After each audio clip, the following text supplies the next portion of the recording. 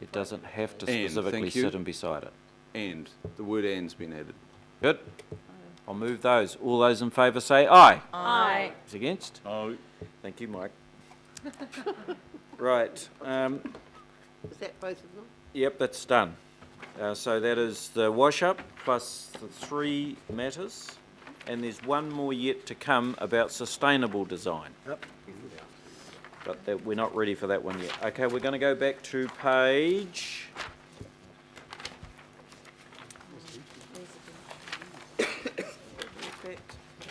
60 something or other, 60, no, it's 70. Oh, It's 69. 69. Today's the 11th.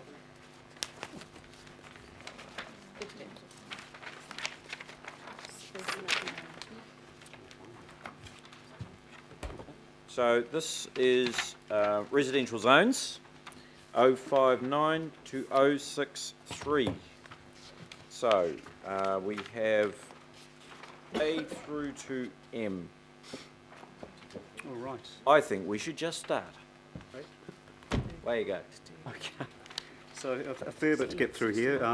A number of policy matters and then some technical matters. So the first policy matter is in relation to the single house zone. The panels has recommended some amendments to the objectives and policies of the zone, which are not strictly aligned with the council's case. The panel's recommendation essentially has amended a description of the zone as outlined on page 69, and that is to make it clear that the zone's purpose is to maintain and enhance the amenity values of the established residential neighbourhoods in a number of locations. It specifies that these neighbourhood amenity values may be based on special character informed by the past, spacious sites with large trees, a coastal setting, or other factors such as neighbourhood character.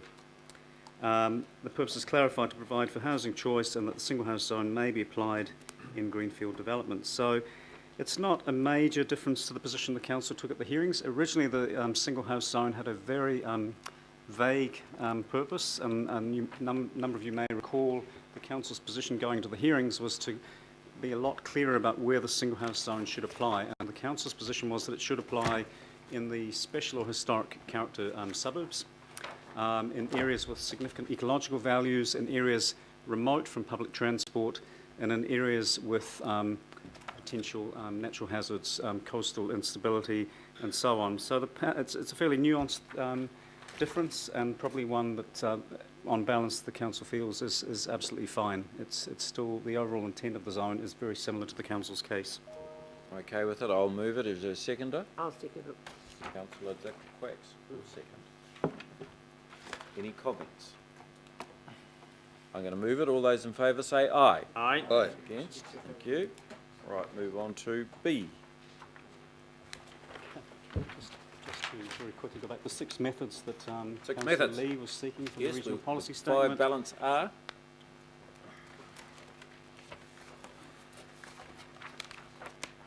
Design, okay, so we had design statements, Auckland-wide objectives, policies, rules and assessment criteria, zone objectives, rules and policies and assessment criteria, precinct objectives, rules, policies, rules and assessment criteria, and in non-regulatory we have the Auckland Design Manual, design review panels, and a program to provide the community with information. So many of those things we've covered already. They're still in the plan, other than the design Design statements. is voluntary. Good design is voluntary.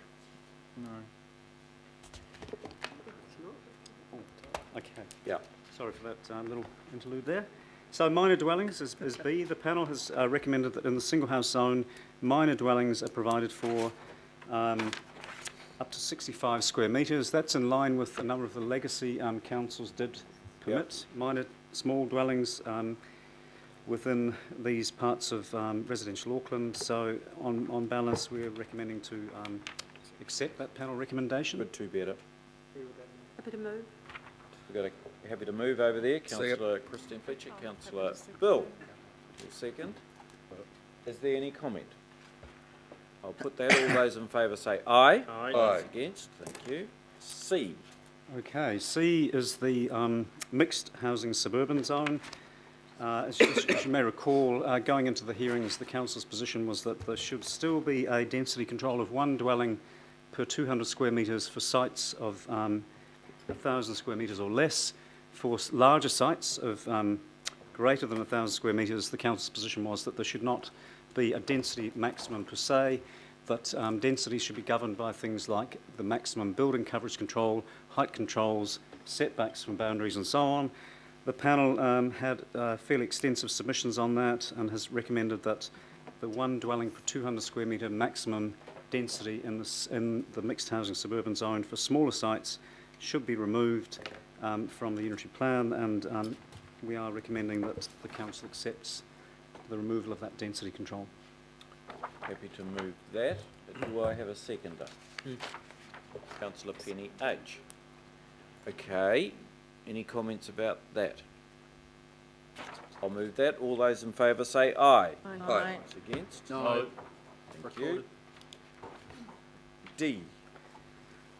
D is similar to the design discussion for the city centre and business. The panel has taken an approach of not prescribing where garages should be placed on residential properties in most of the residential zones. Instead, they are recommending that where a resource consent is required for multiple dwellings, issues in relation to how garages impact on the safety and amenity of streets and neighbourhoods should be assessed through the design analysis and assessment process through the resource consent.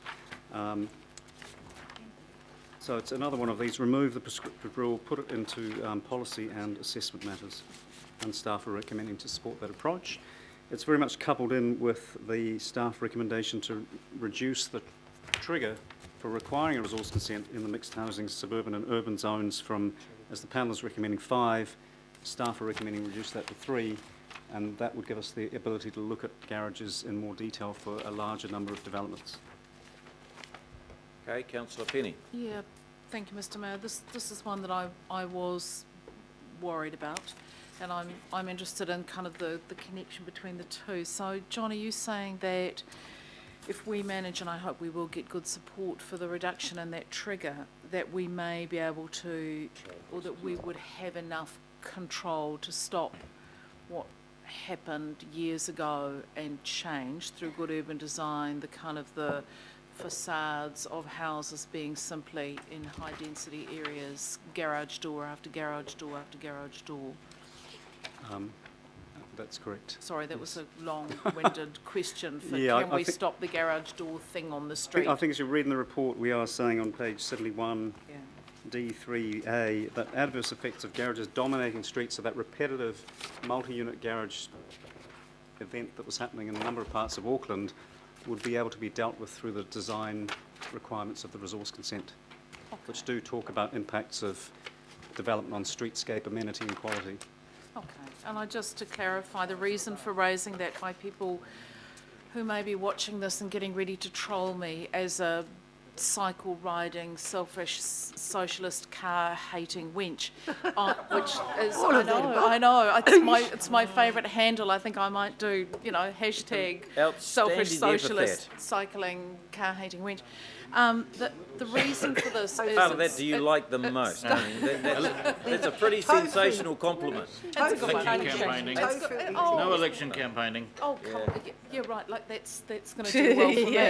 Go down one of Mr. these. Pot pulling kettle. Actually, I think that I can't be guilty or accused of that, councillor.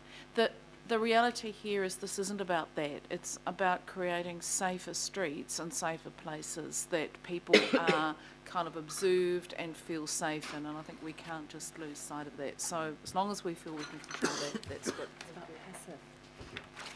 Right, Councillor, are you happy to move this? No, I'd rather No, not, you because I don't really like it. Who would like to move it? Oh, come on. Oh, yes, I do. Oh, Councillor Penny, Yeah. right. Who Can I ask a was- question? Yes, I know, I'm getting there. Who will second it? This is D. Yeah.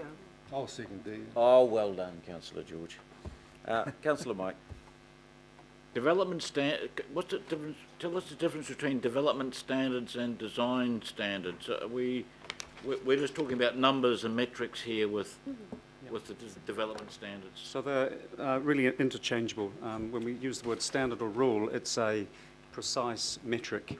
Where we talk about policy or assessment criteria, it's more descriptive qualitative language, but design standards or development standards, interchangeable. Can I make the point that we're not dealing with the quarter acre paradise anymore, but something much more intensive, and therefore we need to be more sensitive that things have changed, and therefore that requires a different approach than from the past, because you know, I would have felt that somebody's garage is more or less their own business, and if they had a quarter acre section, but now we're talking about a much more intensive urban fabric, then things need to be different. I think we also need to be aware that there is a consistent, by and large, consistent philosophy running through the independent hearing panels decisions, and they are very much a deregulatory, neoliberal informed philosophy, and so we need and so therefore What is he trolling? you know, Somebody's we have to be aware of that. Are we allowed to be? No? No, but you know, let's not be naive about it. I think that deregulating everything in an intensified urban environment, it's not sensible at all. And so I'd be very wary of all these regulations and attempts at standards and design being thrown out, because I think that relates to suburbia in times past, not the new world that we're heading towards. Councillor Mike, can I just reflect on that for a second? We have got a document that has not got hundreds of pages, it's probably thousands. Yeah. It's absolutely inundated with regulation. It is about regulation. We've had the Minister for Laissez-faire give us some interesting reflections today on how you might leave a city to develop itself. But this whole plan and the amount of time that we will spend together in the next few days is all about regulation. Deregulation, and within that, we need to be mindful of the fact that the IHP has listened to all the submissions, both for and against, in terms of the regulation, and we shouldn't be afraid to recognise if we are over the odds on some regulation, and whether policy and just common sense could apply to assist us achieve what we want to achieve. So, I mean, I don't come at this from a viewpoint of it being an attack on necessarily what we've done or on our ability to regulate and determine how our city grows. I do try and put my pragmatic hat on in this circumstance and try and decide what is the best, most practical, efficient way forward for our city to develop against the background of extraordinary growth both in our economy and in our community. So, do I have any other speakers on this? Councillor Chris. Question.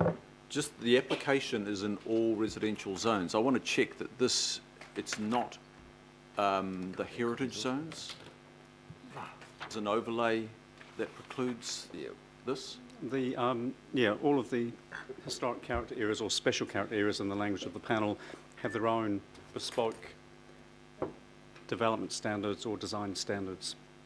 So each of them, and largely they are the standards rolled over from the legacy district plans. And the same goes for the fencing rules, a couple of... Yeah, they have their own, a number of the character areas have their own specific fence rules, front yard controls. I can't say whether they specifically have garage controls. If they did in the legacy plan, they probably still do in the unitary plan. But that's the way the character areas work. They have the single house zone as the base, and then they have the overlay with their own nuanced controls for things like fences. We're talking about garages fronting the street, right? Yeah. So we're talking about streetscapes. Yeah. Correct. So just briefly, Mr. Mayor, I won't support this, and I remember the writing of this, and this was to avoid a situation of just the obliteration of those frontages that become just a garage front, and then you have a broadened driveway crossing and you start to lose street amenity, street edge, relationship between street and the dwelling, and then you lose surveillance, then you lose security, safety.